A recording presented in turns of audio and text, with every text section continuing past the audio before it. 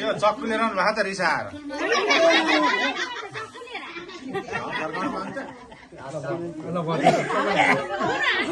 दिदी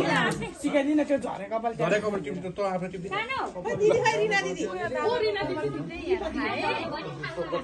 उसले थाल्छ मात्रै सकेको छैन